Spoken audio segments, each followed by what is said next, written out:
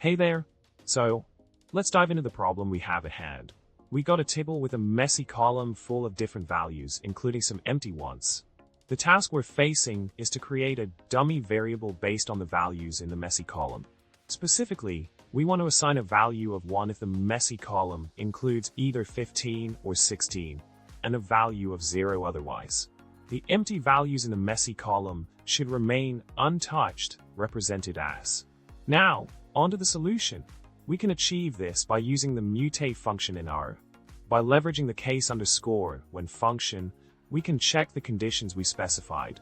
If the messy column is empty, we leave it as is.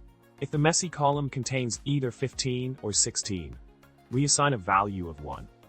In all other cases, we assign a value of 0. This approach allows us to efficiently create the desired dummy variable while handling different scenarios within the messy column. In summary, we successfully tackled the problem of creating a dummy variable based on specific values within a messy column. By utilizing the case underscore when function in conjunction with mutate, we were able to implement the logic required to fulfill the task. I hope this solution proves helpful in your own data manipulation endeavors. Remember to subscribe, like, and comment below. Your support means the world.